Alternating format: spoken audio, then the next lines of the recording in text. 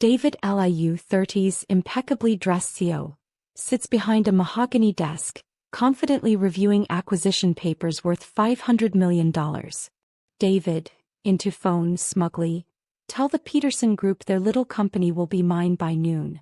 And remind my wife she has a $50,000 shopping limit today. His assistant James bursts in, face pale, hands trembling. James, Mr. Liu, I need to tell you something urgent about your accounts. David, annoyed, not looking up.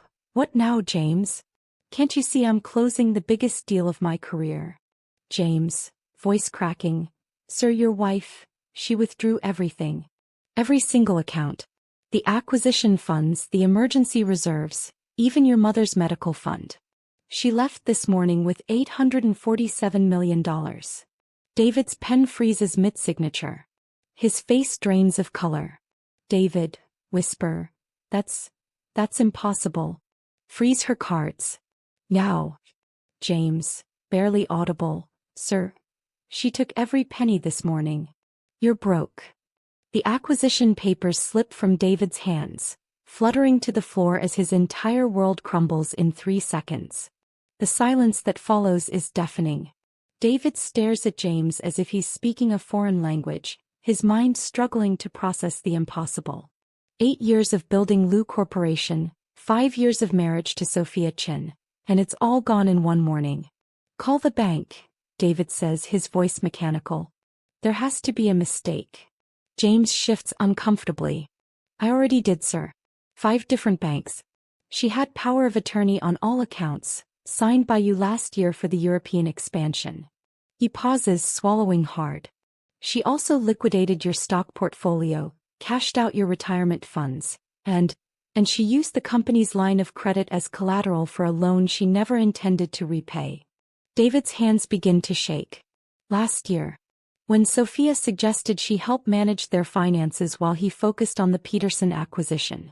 When she smiled sweetly and said, "Let me handle the boring paperwork, darling. You have bigger things to worry about." He'd been so grateful, so trusting. The Peterson deal. Dead in the water, James interrupts gently. Without the acquisition funds we can't close. And sir, there's more. He pulls out his tablet, scrolling through what looks like a legal document. She filed for divorce yesterday. Papers were served to the building's front desk an hour ago. David finally looks up, his face a mask of disbelief. She filed for divorce? The document cites irreconcilable differences and claims you've been financially reckless. James's voice drops to barely a whisper. She's requesting alimony and half of any remaining assets. The irony would be laughable if it wasn't destroying his life. David Liu, the man who built an empire through careful calculation and strategic thinking, undone by the one person he never saw coming. His wife. The woman who made him coffee every morning, who listened to his business problems with such genuine interest, who suggested that romantic weekend in Switzerland where she'd insisted they celebrate by updating their legal documents. The phone on his desk rings. James moves to answer it, but David waves him off. David Liu speaking. Mr. Liu, this is Rebecca Martinez from First National. I'm calling about the overdraft notices on your corporate accounts. David hangs up. The phone immediately rings again. Then his cell phone. Then the office line. The financial world moves fast, and news of Liu Corporation's sudden insolvency is spreading like wildfire. Sir, James says carefully, the lobby called. There are reporters downstairs. And your mother's hospital called about the payment for her chemotherapy treatment. They need confirmation of insurance coverage by end of business today, or they'll have to postpone her next session. The mention of his mother hits David like a physical blow. Eleanor Liu, the strongest woman he's ever known, fighting stage 3 breast cancer with the same determination she used to build her own small business after his father died. The medical fund he'd established for her treatment represented more than money. It was his promise that she'd never have to worry about anything except getting better. Sophia knew this. She'd driven his mother to appointments when David was traveling. She'd held his hand in the hospital waiting room during the surgery.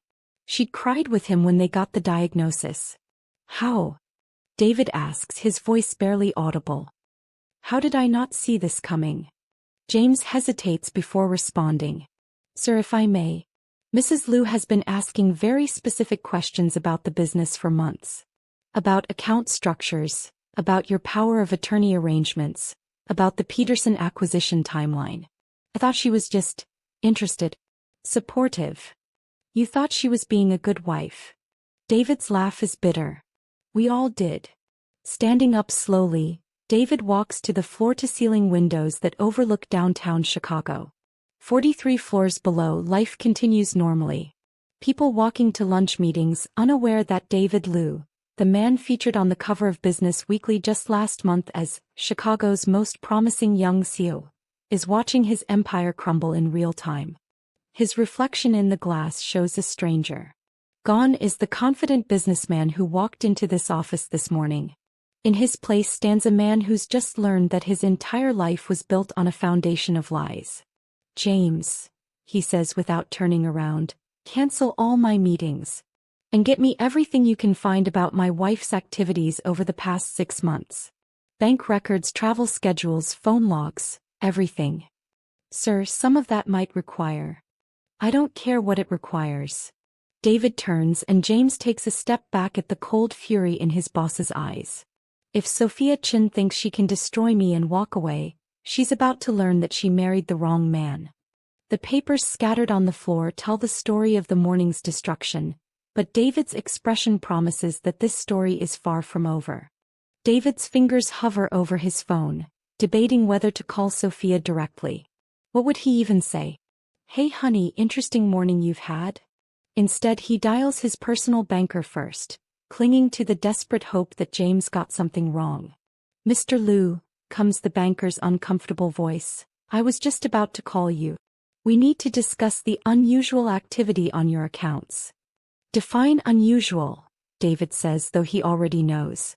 Your wife executed a series of wire transfers beginning at 6:47 a.m. The amounts were substantial. She had all the proper authorizations, but given the size and timing we wanted to confirm.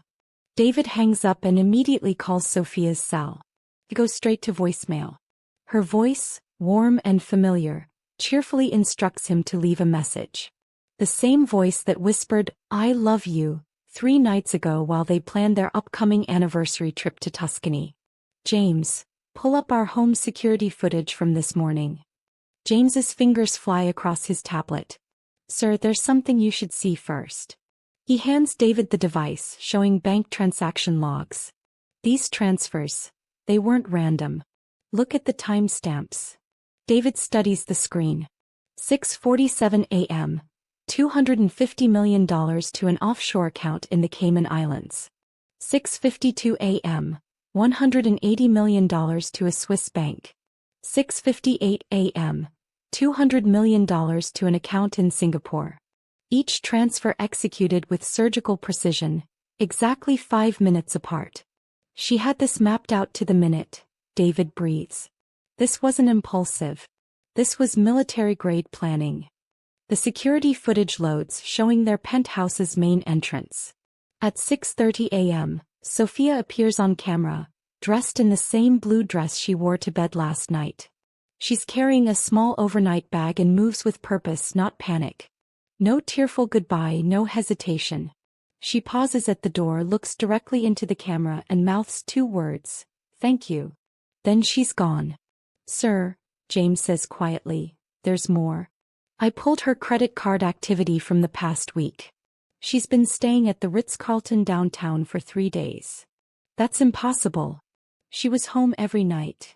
The timestamps don't lie. She checked in Tuesday, the same day you left for the Milwaukee site visit. She's been coming home just to maintain appearances. David feels his world shift again. While he was in Milwaukee, proudly touring the facility they'd purchased for expansion, Sophia was 3 miles away in a hotel room, probably finalizing her escape plan. Every, how was your day, honey? Every shared dinner, every kiss goodnight, all performance. His phone buzzes with a text from an unknown number. Check your email. You deserve to understand why. David's hands shake as he opens his laptop. Sophia's email contains a single attachment, A video file labeled For David The Truth About Us.mp4. He clicks play and Sophia's face fills the screen. She's sitting in what looks like the Ritz-Carlton suite, her hair pulled back, makeup minimal. She looks younger somehow, or maybe just honest for the first time in years. Hello, David. If you're watching this, then my work is finished and you're probably feeling like your world just ended. I understand that feeling better than you might think. David's jaw clenches. Even in her confession video, she sounds maddeningly calm. I need you to see something. Sophia holds up a photograph. The camera zooms in, revealing a newspaper clipping from 12 years ago. Local business owners' suicide shocks community. The photo shows a middle-aged Asian man standing in front of a small electronics store. This was my father, David. Jin Weiming. You probably don't remember him, but your friend Richard Peterson does. Sophia's voice hardens. Peterson bought my father's company through a series of fraudulent loans, then foreclosed when Dad couldn't pay the deliberately inflated interest rates. 3 days after losing everything he'd built, my father drove his car off the Riverside Bridge. David's blood runs cold. Peterson. The same Peterson whose company he's been trying to acquire. The same Peterson who personally recommended Sophia for the investment banking position where they first met. I was 16, David. My little brother Alex was 12. We lost our home, our father, everything.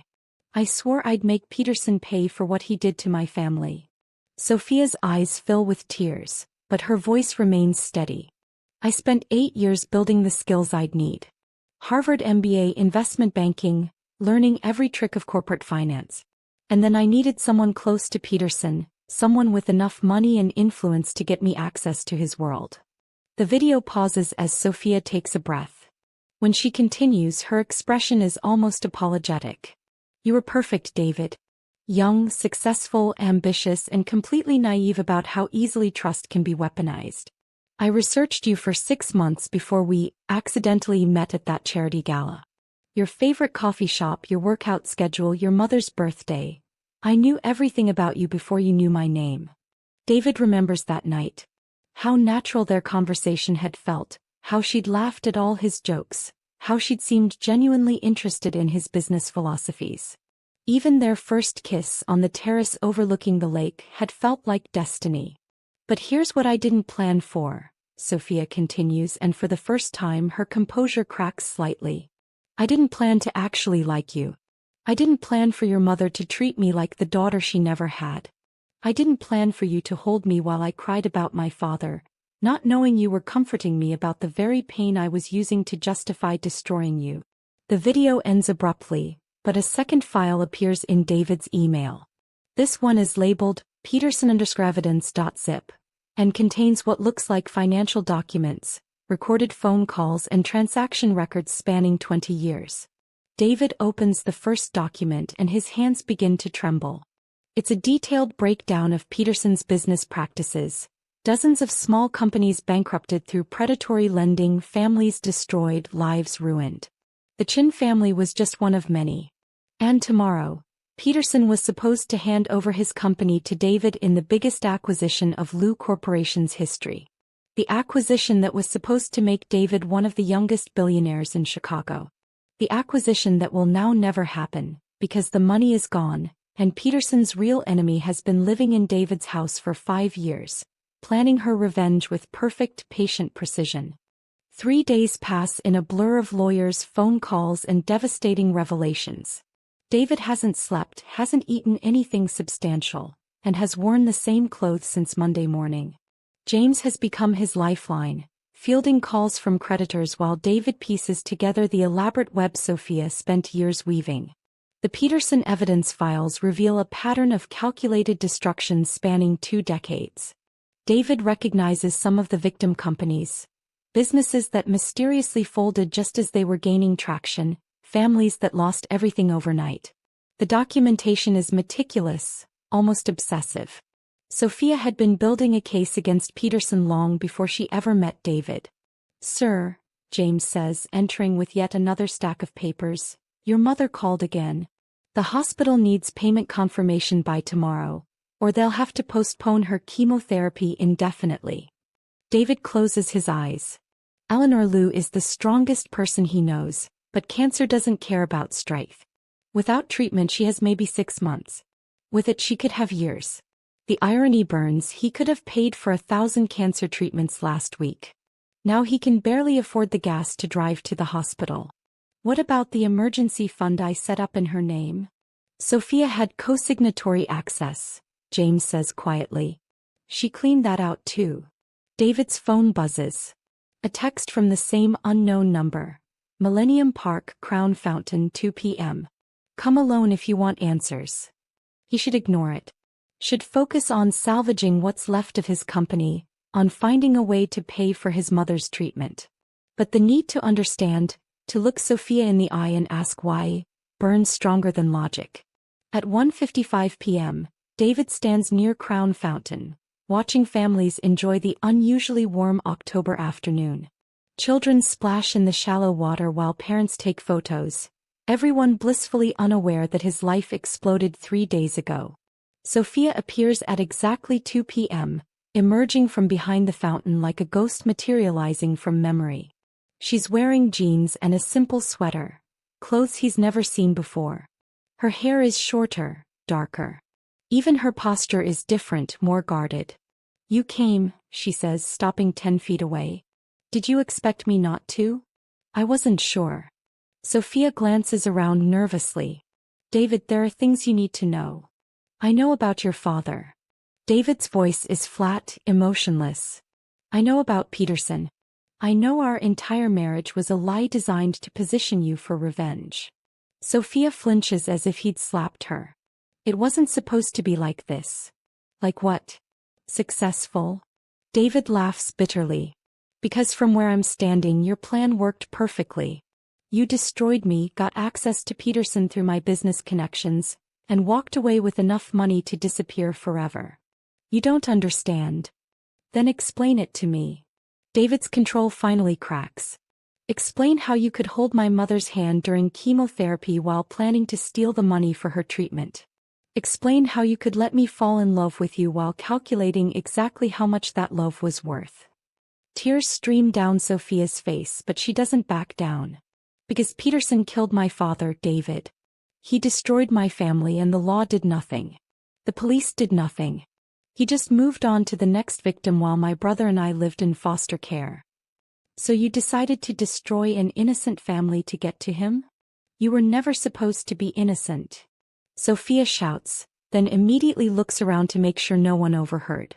She lowers her voice. I researched you for months, David. Your business practices, your acquisition methods, your corporate philosophy. You were supposed to be just like Peterson, ruthless, willing to crush smaller companies for profit. David stares at her. But I wasn't. No, Sophia whispers. You weren't. You actually cared about your employees. You actually kept your promises to vendors. You actually... She pauses, struggling with the words. You actually loved me. Not the version of me I created for you, but me. The real me. Even the broken parts. The miscarriage, David says suddenly, the memory hitting him like a physical blow. Last year when you said you lost our baby. Was that real? Sophia says quickly. That was real, David. The pregnancy, the loss, everything. And that's when I realized I couldn't go through with the original plan. She takes a shaky breath. I was going to take just enough to hurt Peterson and leave you mostly intact. But then what? Then Peterson figured out who I was. Sophia's voice drops to barely a whisper. He called me last month. He knows about Alex, knows where he goes to school, where he lives. He threatened to hurt my brother unless I completed my original mission. Destroy you completely and deliver your Peterson acquisition funds to him. David's world tilts again. Peterson is blackmailing you? He's been watching me for years, David. Waiting to see what I'd do. He thinks it's funny. Chen Weiming's daughter trying to play in his league. Sophia's hands are shaking now. He said if I didn't take everything from you, he'd make sure Alex suffered the same fate as our father. So you chose your brother over me. I chose the only family I have left over, the man I fell in love with by accident, Sophia says, her voice breaking. I never meant for your mother to get caught in this. I never meant. She stops, pulling an envelope from her jacket pocket. This is a cashier's check for $2.3 million. It's your mother's medical fund plus interest. I couldn't let her suffer for my choices. David takes the envelope with numb fingers. Where did you get this? I sold something that mattered to me. Sophia won't meet his eyes. David, there's something else. Peterson isn't planning to let me disappear. Once he has your acquisition money, he's going to kill both Alex and me. He can't risk us exposing his other crimes. Then why go through with it? Why not go to the police? Sophia laughs bitterly. With what evidence? Everything I have on Peterson was obtained illegally. And he has judges, police commissioners, politicians on his payroll. I've been investigating him for 8 years. Trust me, the law can't touch him. David studies her face, seeing past the careful mask to the terrified woman beneath. What do you want from me, Sophia? Help, she whispers. I want to bring Peterson down, save my brother, and maybe find a way to undo some of the damage I've done to you. She finally meets his eyes. I know I don't deserve it, but I need you to trust me one more time. David looks down at the check in his hands, enough to save his mother's life, then back at the woman who destroyed everything else he cared about. What did you have in mind? David should walk away. Every rational part of his mind screams that trusting Sophia again is insanity, like handing a loaded gun to someone who's already shot you. But as he looks into her eyes, he sees something he recognizes. The same desperate determination he felt watching his father's business crumble when David was 12. Tell me about Peterson's weaknesses, David says finally. Relief floods Sophia's face. He's paranoid about digital trails, so he keeps physical records of his illegal activities in a safe at his Lake Forest estate. Financial documents, recorded conversations, photographs. 20 years of evidence that could put him away forever. And you know this how? Because I've been inside his house. Sophia's voice drops to a whisper. 3 months ago he invited me to a dinner party. Called it a business networking opportunity. Really, he wanted to see Chen Weiming's daughter up close to gloat. Her hands clench into fists. He showed me his study, pointed to a painting on the wall. Behind it is a safe containing what he called his insurance policy. He said it protects him from anyone who might want revenge. David processes this. He basically showed you where he keeps the evidence of his crimes? Peterson's ego is his weakness. He thinks he's untouchable, that he's smarter than everyone else. He wanted me to know exactly how powerless I am against him. Sophia's smile is sharp. But he made a mistake. He assumed I'm still the helpless 16-year-old girl whose father he destroyed. What's your plan? Tomorrow night is Peterson's annual charity gala at his estate. 500 guests, including half of Chicago's political and business elite. During the party, security will be focused on the public areas. That's our window. David raises an eyebrow. Our window. I can get us into the house, but I need someone Peterson doesn't suspect. Someone with legitimate business reasons to be there. Sophia meets his eyes. He invited you months ago, didn't he? For the acquisition celebration. David remembers the gold-embossed invitation, Peterson's handwritten note about celebrating new partnerships. At the time, it had seemed like a generous gesture from a respected businessman. Now it feels like a trap that was set long before David knew he was walking into it. Even if we get the evidence, then what? You said Peterson owns judges, politicians. Not all of them. Sophia pulls out her phone, showing David a contact. FBI agent Sarah Chin. My cousin. She's been building a federal case against Peterson for years, but she needed someone on the inside to get concrete evidence. Someone he'd never suspect. Your cousin. David shakes his head. How many people are involved in this? Just Sarah and her partner. They've been tracking Peterson's money laundering through offshore accounts, but they need physical evidence to make charges stick. The contents of that safe would provide everything they need for a federal conviction. David's phone buzzes. A text from James. Sir, Peterson's office called. He wants to meet with you privately tomorrow morning about alternative financing options for the acquisition. Says he has a proposition. Sophia reads the message over David's shoulder and goes pale. He's moving faster than I expected. What does that mean? It means he's not waiting for me to deliver your money. He's going to try to get it directly from you. Sophia's voice turns urgent. David, whatever he offers you tomorrow, whatever deal he proposes, don't take it. It's a trap. What kind of trap? Peterson specializes in predatory lending. He'll offer to finance your acquisition through one of his shell companies, but the terms will be designed to fail. When you can't pay, and the contracts will ensure you can't, he'll foreclose on everything. Your company, your assets, even your mother's house. David feels sick. The same thing he did to your father. Exactly. And once you're bankrupt and desperate, he'll offer you one final deal. Work for him, help him destroy other families, or watch your mother die without treatment. The pieces click into place. That's how he builds his network. He doesn't just steal money, he creates accomplices. People who have no choice but to help him because he holds their lives in his hands. Sophia's voice cracks. David, I think my father didn't commit suicide. I think Peterson had him killed when Dad refused to become his accomplice. David stares at her. Do you have any proof? Not yet. But if we get into that safe. Sophia takes a shaky breath. There might be evidence about my father's death too. A family walks past them, children laughing as they chase pigeons. Normal people living normal lives, unaware that two desperate people are planning to break into a billionaire's house to steal evidence of decades-old murders. If we do this, David says carefully, and if we get caught, we'll disappear. Peterson has enough money and influence to make problems go away permanently. And if we succeed? Then Peterson goes to prison, my brother is safe, your mother gets her treatment, and maybe... Sophia hesitates. Maybe you get your company back. The acquisition money is sitting in Peterson's private accounts. If he's convicted, those assets could be seized and returned to his victims. David looks down at the check in his hands, $2.3 million that could save his mother's life. But beyond that, he sees something else. A chance to stop Peterson from destroying more families, more lives. What do I need to do? Sophia's smile is the first genuine expression he's seen from her in years.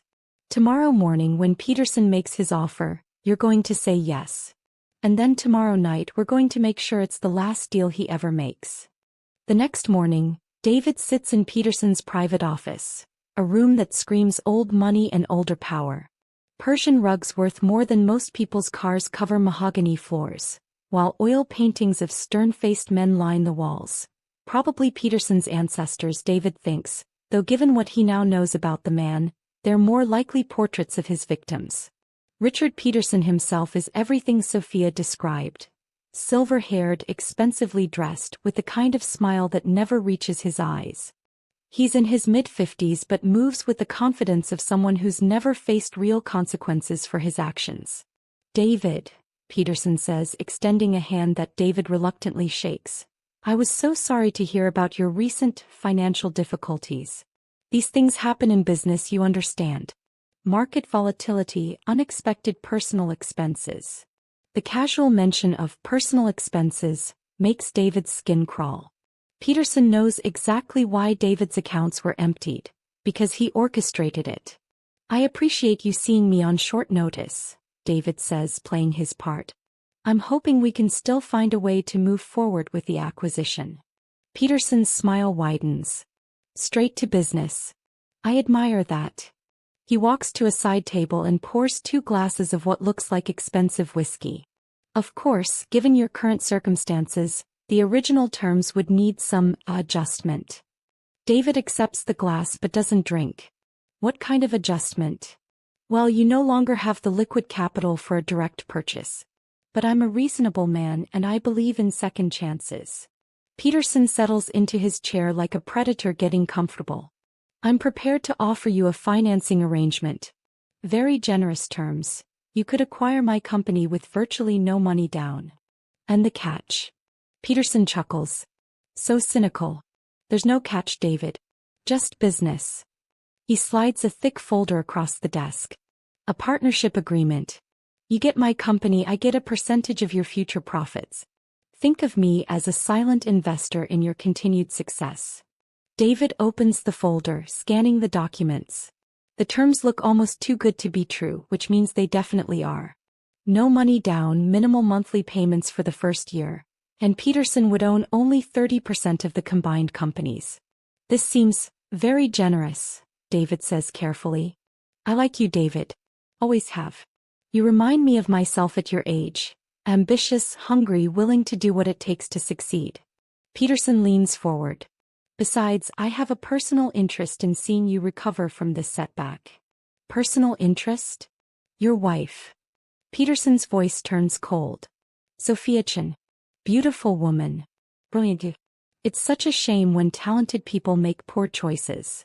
David's grip tightens on his glass. Poor choices. Financial fraud, embezzlement, identity theft. Quite an impressive criminal resume she's built. The FBI is very interested in speaking with her. Peterson's smile turns predatory. Of course, if she were to return the stolen funds and disappear quietly, well, these things sometimes resolve themselves without involving law enforcement. The threat hangs in the air like poison.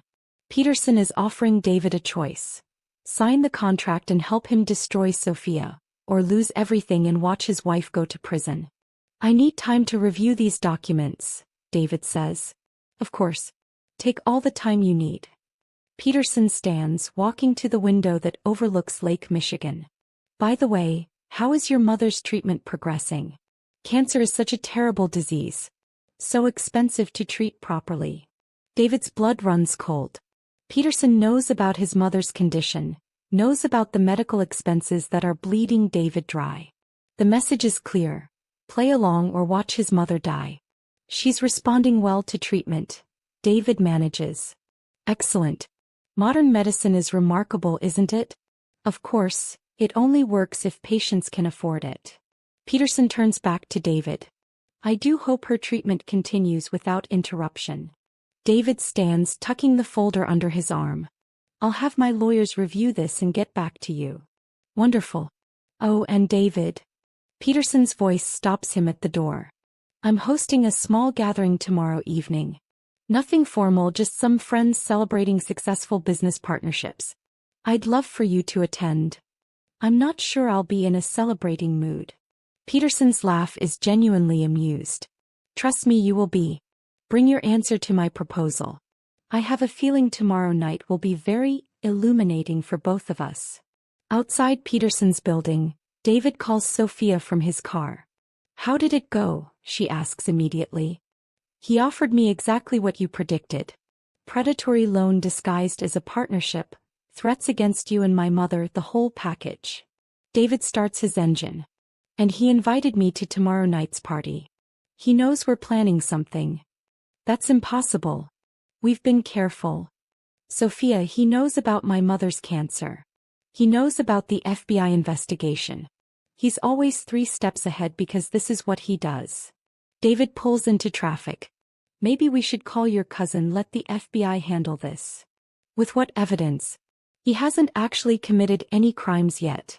Everything he said to you is just conversation. We need what's in that safe.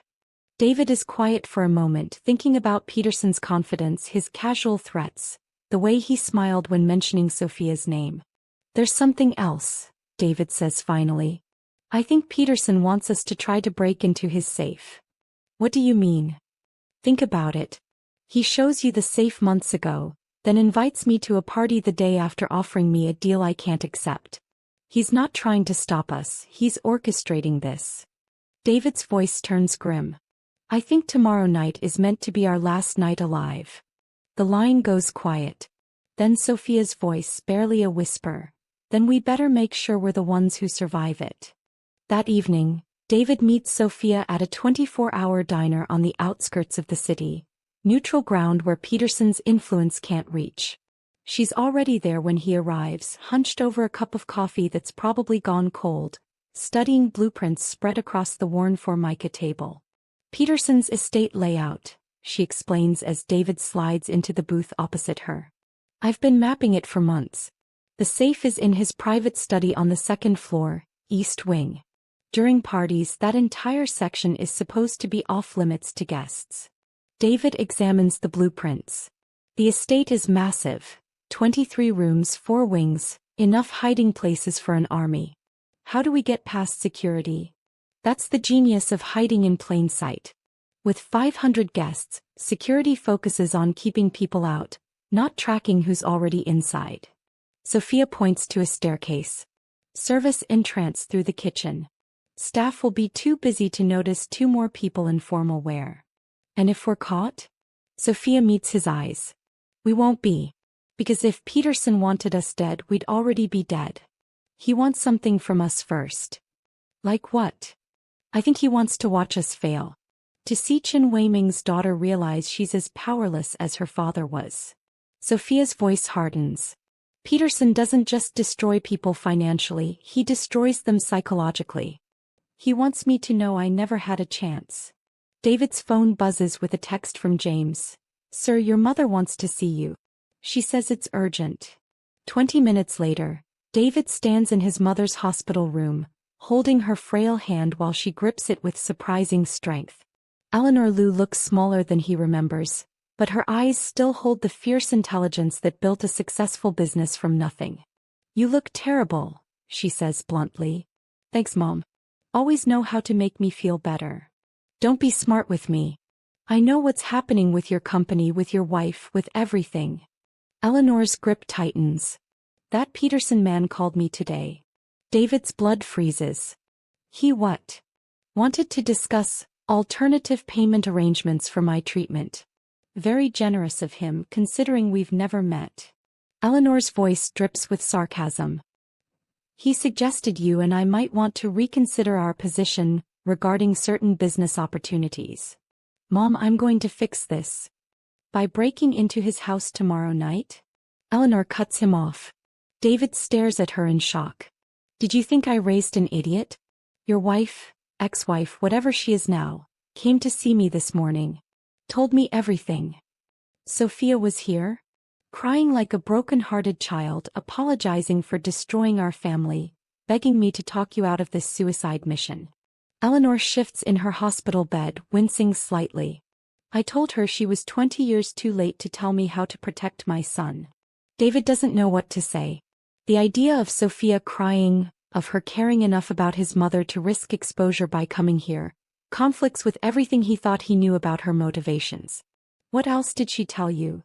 That her father was murdered by the same man who's now threatening us. That she spent her entire adult life planning revenge. That she fell in love with you by accident and it ruined everything. Eleanor studies David's face. She also said you're the only person who can stop Peterson from destroying more families. She's manipulating you. Don't be naive. I've been manipulated by experts and your wife isn't one of them. She's terrified, desperate and drowning in guilt. But she's not lying. Eleanor reaches for the water glass on her bedside table. Your father once told me that sometimes doing the right thing means accepting help from people who've wronged you. David helps her drink, processing her words. You think I should trust her? I think you should trust yourself. If you believe Peterson needs to be stopped, then stop him. If you believe Sophia deserves a chance at redemption, then give it to her. Eleanor sets down the glass. But don't do it for revenge and don't do it for love. Do it because it's right. That night, David finds Sophia waiting outside his apartment building.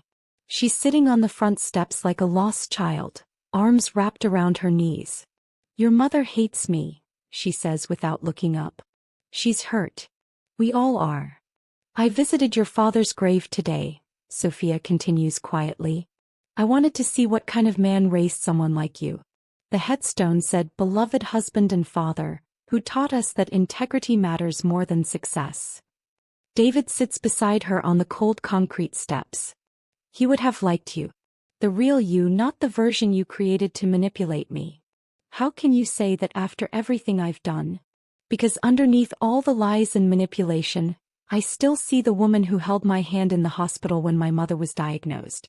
I still see the woman who cried with me when we lost our baby. David turns to face her. I still see the woman who's risking everything to stop a monster from hurting more people. Sophia finally looks at him, tears streaming down her face. I don't deserve your forgiveness. Maybe not. But you have it anyway. They sit in silence for a moment, two broken people preparing for what might be their last night alive. Tomorrow changes everything, Sophia says finally. Everything's already changed. Tomorrow we just decide what comes next. Sophia nods, wiping her eyes. Peterson thinks he's playing chess with children. Time to show him he's wrong. As she walks away, David makes a decision that surprises him. Win or lose, live or die, he's going to trust Sophia Chen one more time. Because sometimes the only way forward is through the fire. The Peterson estate glitters like a fortress of light against the October darkness. David adjusts his bow tie one final time as he approaches the valet station, where luxury cars worth more than most people's houses line the circular driveway. Bentleys, Maseratis and Rolls-Royces create a parade of wealth that makes David's surviving BMW look positively humble. Inside, the party is already in full swing. Chicago's elite mingle under crystal chandeliers that probably cost more than David's current net worth, while a string quartet plays in the corner and white-gloved servers circulate with champagne that costs $500 a bottle. David recognizes faces from magazine covers. Politicians, CEOs, old money families who've controlled Chicago's power structure for generations. David Liu. Peterson's voice booms across the marble foyer. He approaches with arms wide, as if greeting a beloved friend instead of a man he's systematically destroying. I'm so glad you could make it. Have you had a chance to review my proposal? I have, David says, accepting Peterson's handshake while scanning the room for Sophia. It's generous. Excellent. We'll finalize everything later tonight. But first, enjoy the party. There are some people I'd like you to meet. Peterson guides David through the crowd, introducing him to a parade of powerful men who all seem to share the same predatory smile. David recognizes the pattern. These aren't just wealthy socialites. They're Peterson's network, men who've been broken down and rebuilt in Peterson's image, forced to choose between destruction and complicity. David here is about to join our little family, Peterson tells a federal judge whose corruption scandals were mysteriously dropped last year. Sometimes life presents us with difficult choices, but David's proven himself pragmatic. The judge nods knowingly. Pragmatism is essential in business. And in survival. As the conversation continues, David spots Sophia across the room. She's wearing a black evening gown that makes her look like she belongs among Chicago's elite, chatting casually with a group of society wives. For a moment, seeing her in this setting, David can almost forget that their entire relationship was built on lies. Their eyes meet briefly across the crowded room. Sophia gives an almost imperceptible nod toward the staircase, then turns back to her conversation as if nothing happened. 20 minutes later, David excuses himself to find a bathroom, slipping away from Peterson's watchful gaze. The second floor of the estate is dimly lit and eerily quiet compared to the party below. Expensive artwork lines the hallways. Paintings that probably belong in museums, sculptures that represent more money than most people see in a lifetime. Sophia emerges from a side corridor like a ghost. The study is this way, she whispers, leading him down a hallway lined with portraits of stern-faced men. But David, there's something I need to tell you first. What? I lied about the safe combination. Sophia stops walking, turning to face him. I don't know the numbers. I was hoping we could figure it out when we got here, but Peterson's too smart for that, David finishes. He wouldn't leave something this important to chance. I'm sorry. I was desperate and I thought. Sophia. David's voice cuts through her panic. It's okay. I didn't expect this to be easy. They reach Peterson's study, a room that screams masculine power. Dark wood paneling, leather-bound books that look like they've never been read, and behind the massive desk, the painting Sophia described, a landscape that probably costs more than David's childhood home. Sophia approaches the painting with trembling fingers, lifting it to reveal the safe behind it. It's larger than David expected, with a digital display showing 8 blank spaces for the combination. 8 digits, David murmurs. Birth date? Social security number. I tried those months ago when I first saw this. Nothing obvious works. David studies the room looking for clues.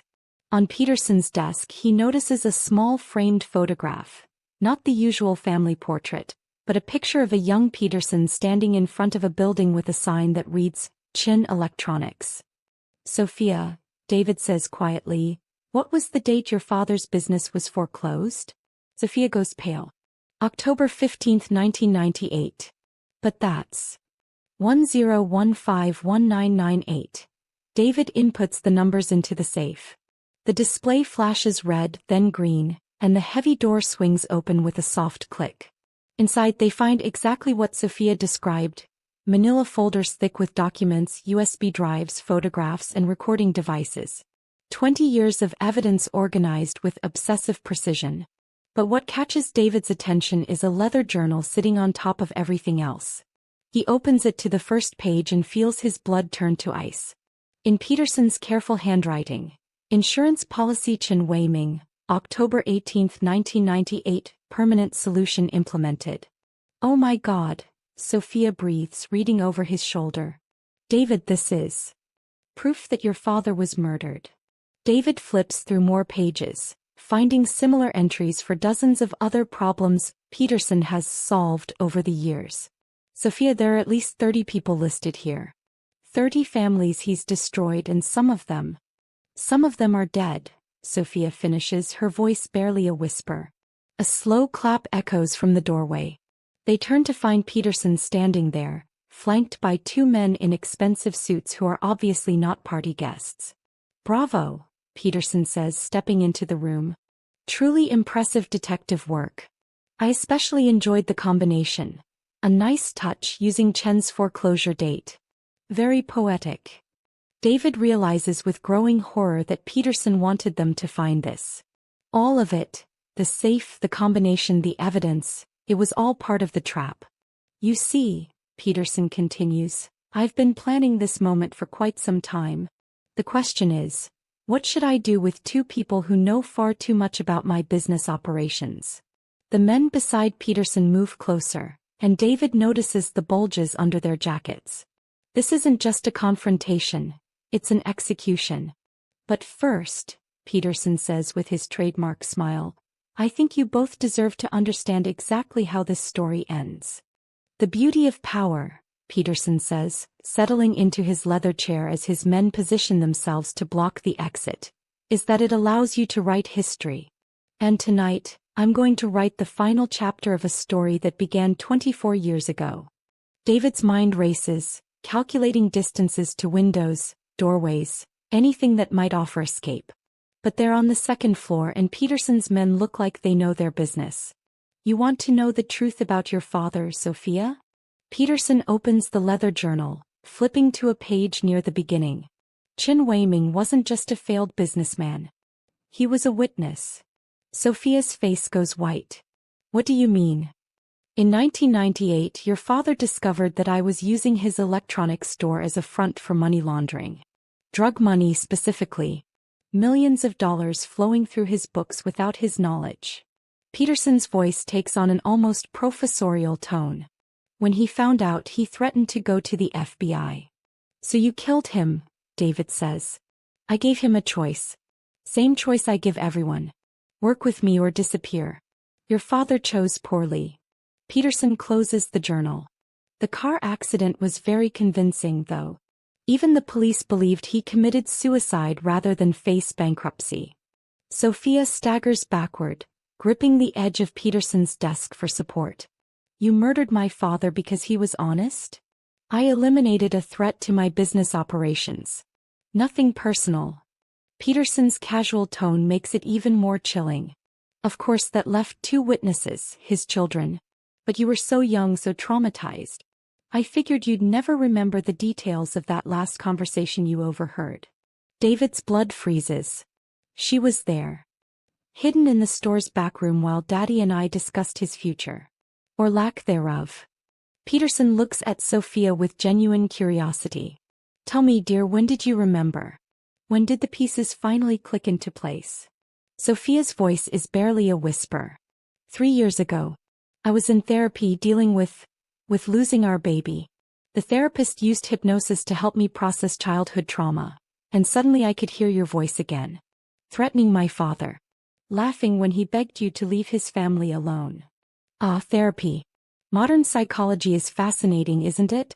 All those buried memories just waiting to surface. Peterson stands, walking to a cabinet David hadn't noticed before. Inside are bottles of expensive liquor and what looks like medical equipment. Which brings us to tonight's real purpose. Getting rid of witnesses? David asks. Creating them. Peterson's smile is genuinely terrifying now. You see, David, I don't just eliminate problems, I convert them into assets. Your wife has been a very expensive problem for a very long time. But you could be quite useful. Peterson pulls out a syringe and a small vial of clear liquid. This is a fascinating chemical compound. In large doses it's fatal. In smaller amounts, it creates a state of complete psychological compliance. No free will, no resistance, just absolute obedience. David realizes what Peterson is planning. You're going to turn me into one of your accomplices. Judge Morrison downstairs? Used to be an honest man until his daughter was kidnapped and I offered him a choice. Corrupt verdicts or a dead child. Senator Williams? His son was caught with a trunk full of cocaine I planted. Work for me or watch his boy rot in prison. Peterson fills the syringe with practiced efficiency. I prefer psychological leverage, but chemical compliance has its advantages. And Sophia? Well, she's outlived her usefulness. But her death will be quite educational for you, a demonstration of what happens to those who resist my generous offers. One of Peterson's men steps forward, grabbing Sophia's arm. She doesn't resist, still in shock from learning the truth about her father's death. Wait, David says desperately. You want me to work for you? Fine. But I need her alive. Peterson pauses, genuinely curious. Why? Because destroying families is your specialty, right? Imagine how much more effective I'll be if you're holding her life over my head. Kill her now and you lose your leverage over me. Interesting point. Peterson considers this. But what guarantee do I have of your cooperation? David looks at Sophia, seeing past her shock to the desperate determination beneath. She gives him the slightest nod. She understands what he's doing. Because I love her, David says simply. Even after everything she's done, even knowing our marriage was built on lies, I love her. And you know that love makes people do terrible things to protect the people they care about. Peterson's laugh is genuinely delighted. Excellent. Chen Weiming's daughter, married to her father's killer's newest employee. There's a certain poetic justice to that, don't you think? But as Peterson approaches with the syringe, David notices something he's missed before. A small red light blinking on the bookshelf behind Peterson's desk. A camera recording everything. One more thing, David says, stalling for time. How many people are you planning to kill tonight? Oh, just you two. The other guests will go home with wonderful memories of a lovely party, never knowing they witnessed the birth of my newest acquisition. Peterson raises the syringe. Hold him still. As Peterson's men move to grab David, the study door explodes inward. FBI agents in tactical gear flood the room, weapons drawn. FBI. Nobody move. In the chaos that follows, David sees Agent Sarah Chin, Sophia's cousin, among the agents. She's holding a tablet showing the feed from the hidden camera, Peterson's confession recorded in perfect digital clarity. Mr. Peterson, Agent Chin says with obvious satisfaction, you're under arrest for the murders of Chen Weiming, Marcus Thompson, Elena Rodriguez and 31 other victims. You have the right to remain silent.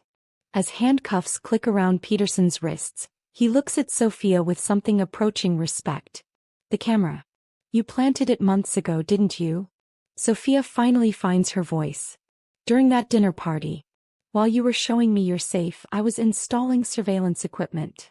She straightens, and for the first time since David has known her, she looks truly free. My father would be proud. Peterson's last words as they drag him away are almost admiring. Chen Weiming's daughter indeed.